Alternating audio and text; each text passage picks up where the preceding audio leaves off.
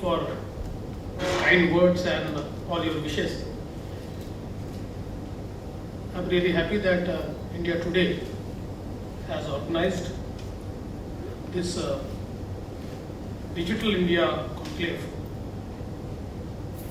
and I'm sure it will not only showcase the strength of India into the digital space, but it would also guide and inspire many people to embrace and enter into this space.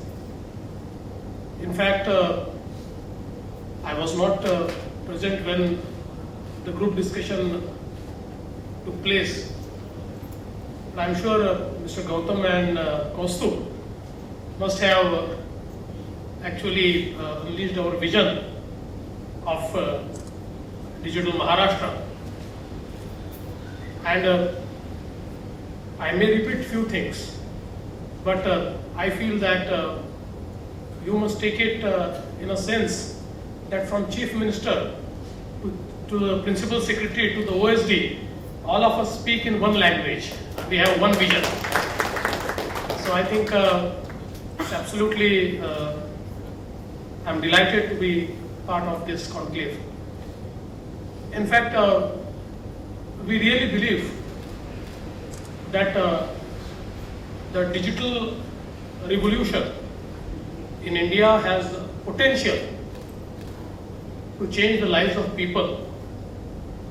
And I think with the innovation and with the disruptive interventions, the change which we envisage, the change which we want, can be leapfrogged.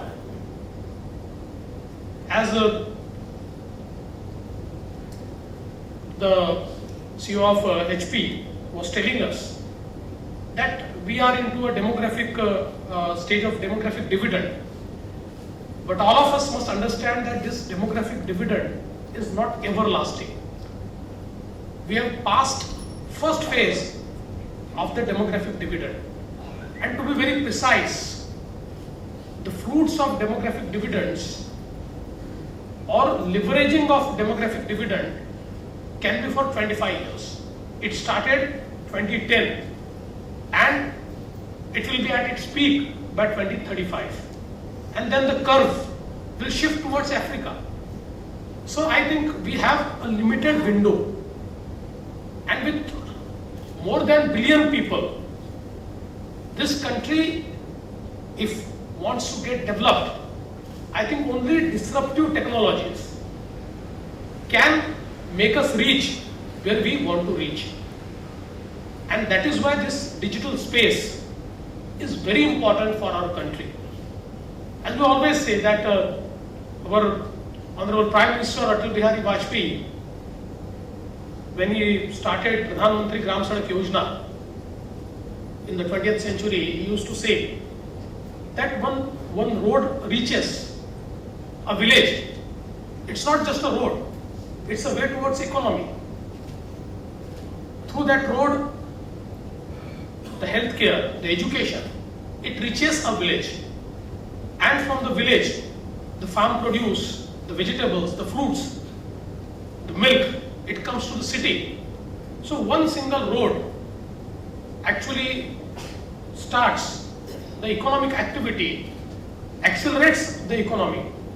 And that is why the Golden Quadrilateral and also the Pradhan Mantri Gram Sadak Yojana was conceived by Prime Minister Atal Bihari Vajpayee. And in 21st century, our Honorable Prime Minister Narendra Modi says that I look at seamless communication highways, the highways which connect every single village, every single city, which talks to each other, which connects everybody, and which creates a situation where all the human intervention which leads to the deprivation through corrupt practices is done away with, and we create a level playing field for everybody, the gap between city and a village is bridged. And that is the power of a digital revolution. And in Maharashtra, we have experienced that. Recently, we started making our Gram Panchayats, our villages digital. On 1st of May, we launched 5 digital villages. On 15th of August, we launched 500 digital villages. On 2nd of October, we will be reaching more than 750 digital villages. And by 2018, December, and Mr. Gautam is here who has taken this task on his shoulder, we will reach all 29,000 Gram Panchayats of Maharashtra, and a digital connectivity will be established through wired network with every single Gram Panchayat of Maharashtra. And the amount of transformation it leads to, I would just say that the digital intervention has a potential to change the entire landscape. When we started the digital initiative, online, offline both, into our schools, unfortunately Maharashtra, a state which actually spends most on education.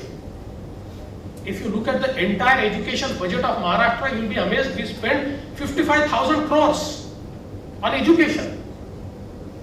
And the situation was that in the education, primary and middle and secondary, Maharashtra was 16th in the entire country. And the learning outcome was worse than the average learning outcome of India. 69% or 59% of the students who were studying in class 5th could not read a textbook of class 1. That was the state. And it was also in the entire country. Maharashtra was 59%, India was 50%, but Maharashtra was worse than India. And with this digital intervention, in just less than 2 years, I would say in just 1 year, with our Pragat Shekshanik Maharashtra Abhiyan, which we took over, we could create 11,000 schools in first year who have 100% learning outcome. All the students who are studying are knowing what they are learning, they are at par with the grade they are studying, and this has been not just a claim, but it has been established because there are many NGOs who are concurrently auditing the learning outcomes, and in last 4 months this number has gone to 17,000. And now what we really want to do this year, we want to reach 33,000. We have 66,000 schools which are run by the government, the Jilla Parishads. And this year, half of those schools will have 100% learning outcome. And I think this is the pace. And today, we have 40,000 teachers who have declared themselves tech savvy. They interact with us using technology. It may be a small WhatsApp, but they use the technology, and with the digital classrooms and future classrooms, we are absolutely changing the landscape into education. And what is the result? The result is we have often seen that the municipal schools or the Jilla Parishad schools are deserted, and people are taking admissions in the private schools. Now, this year, 11,000 children from private English medium schools were brought back. They came back. We did not bring them back. Their parents bring them back to Jilla Parishad Marathi medium schools because they think, and their experience is, they think that in those schools, although the infrastructure was good, although the teachers seemed quite affluent, but the learning outcome was not there. And the villages are celebrating now that the children when they go to the school on the first day, they have started the celebrations. This is the power of digitization. This is the power of digital world. We also made our PHCs digitally empowered. And when I launched this program, I was sitting at my residence in Mumbai at Varsha. We were connected to a PHC. In turn, the PHC was connected to JJ Hospital. And from Varsha, JJ Hospital and PHC, we could really see that every single patient was monitored from JJ Hospital, and not just he was given certain advices, but actually through telemedicine, the actual diagnosis was also done. So I think this is a power of digital world. I remember recently I went to a conclave by Amazon, and there were some startups, and I could see one of the startups where it was artificial intelligence, and the artificial intelligence startup was about a diagnosis of retina, where to a machine they fed 30,000 images of a retina. So whatever can happen to your retina was fed to the machine, and the machine could diagnose in 2.5 minutes whatever has happened to your retina. So for eye, any diagnosis was done in 2.5 minutes with what intervention is needed. So that has created a situation where you don't need a doctor. Although ultimately you will need a doctor, as rightly said by Mr. Gautam, that the human intervention is there. But now look at this intervention, look at this disruption. Today, forget a specialist, you don't even get a doctor to go to a village. Ophthalmologists are not available in villages. So if these interventions are actually leveraged, and if we augment such machines into villages and we connect them to the tertiary centers, I think the things start changing. As HPS has shown, we recently entered into MOU with HP, and the machine, the container which they have created can change the entire health landscape of the rural Maharashtra. I think these disruptive technologies are actually leapfrogging.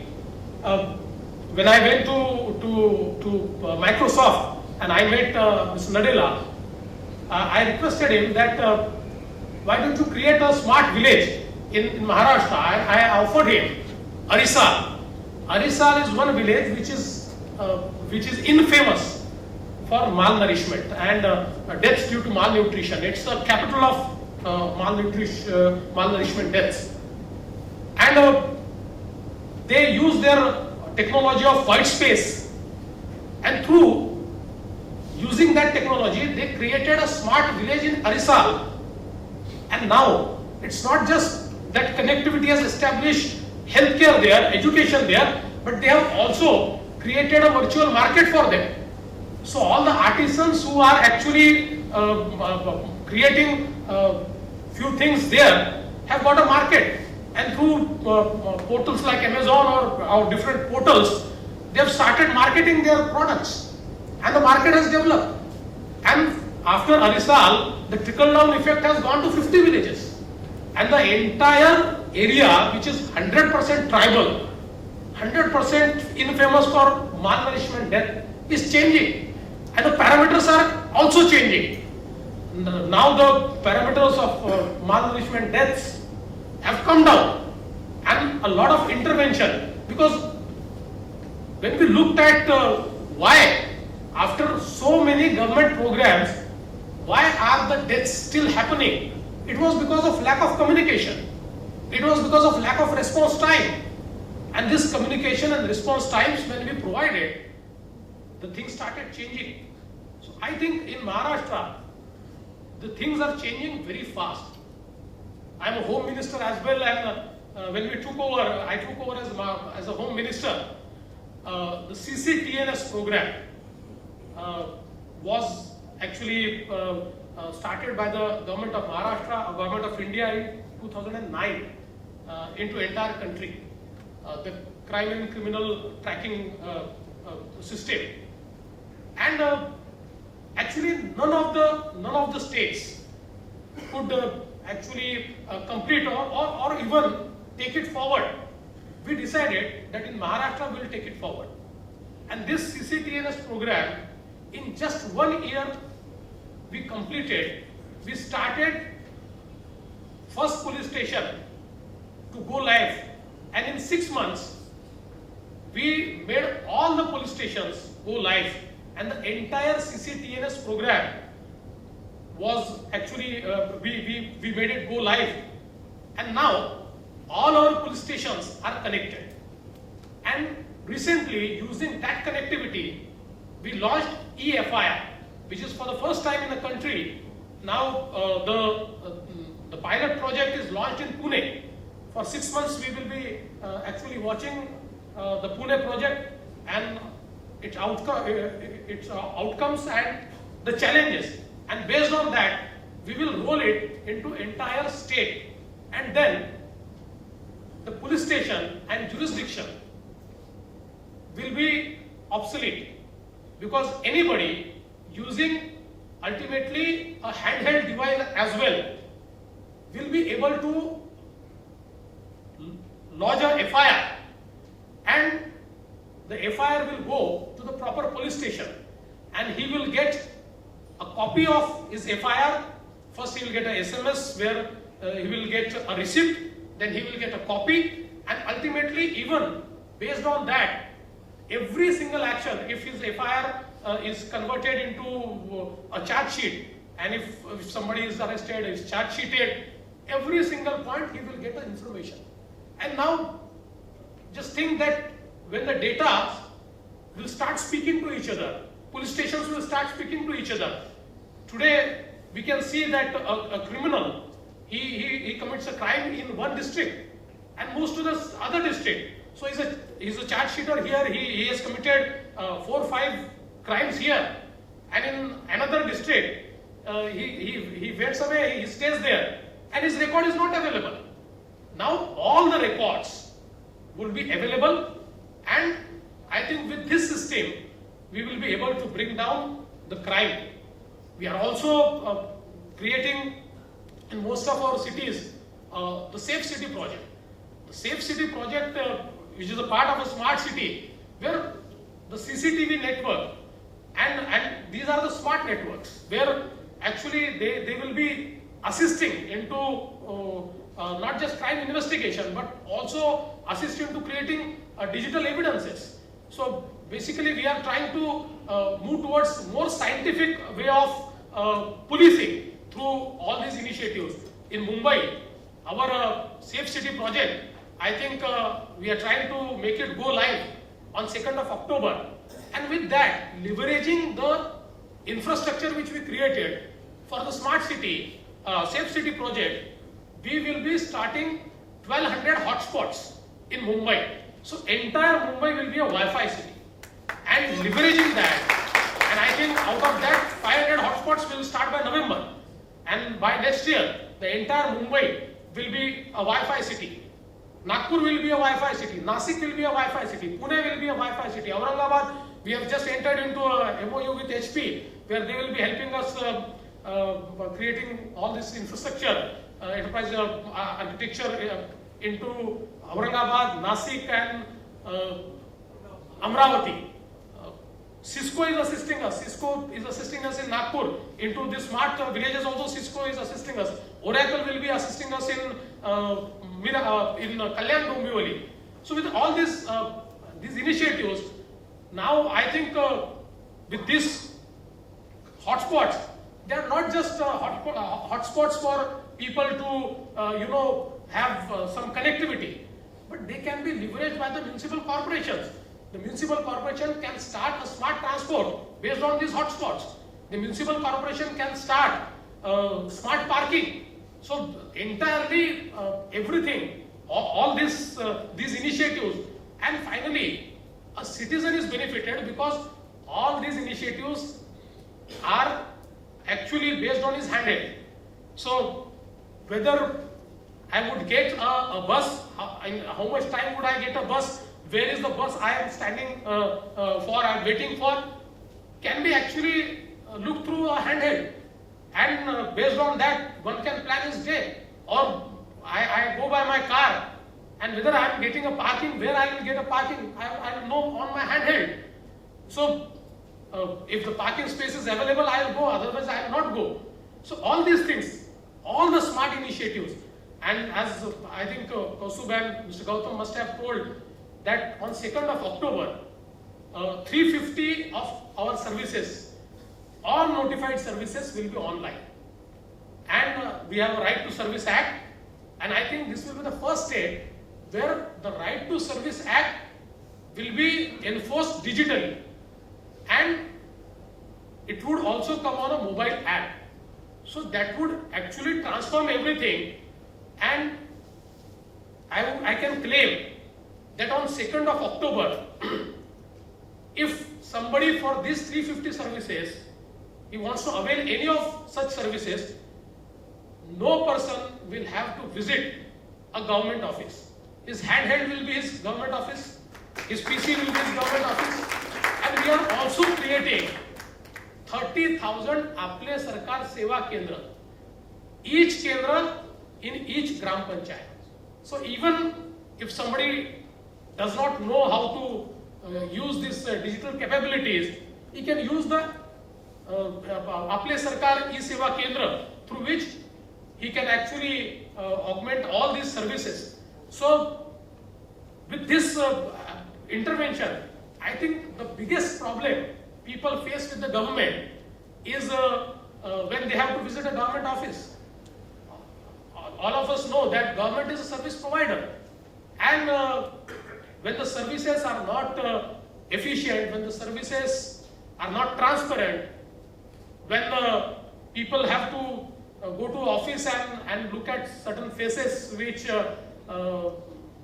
between the line demand things, I think that is a time when people hate the governments in democracy. So if this human intervention can be done away with, I think the relation of a citizen and government in a democracy will be enriched, and people's faith in democracy will be enhanced. So this intervention, and I know there are challenges because ultimately the back-end operations are also needed to be done in a similar way. But I'm sure we will be, we'll stabilize in, let's say, 6 months, and after that a seamless process will be there.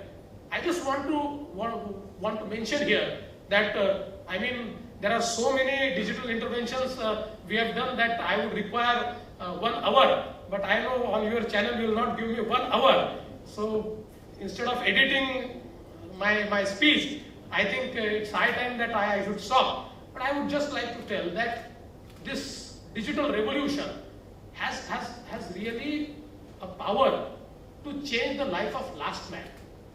Many people think that a smart city is for affluent. No, the smart city is for the last man. Because in the smart city, with the digital intervention, all the services which a last man is deprived of will reach the last man. This digital revolution is for last man of this country, is for a farmer, is for a farm laborer, and it will change this country in next 4 to 5 years. I'm sure the dream of our Prime Minister, Mr. Narendra Modi, to make this nation a developed nation of world with the digital space which we are creating, this dream of our Prime Minister will be accomplished very soon. And I'm happy that you have organized this conclave, and India today is taking this initiative forward. Thank you very much.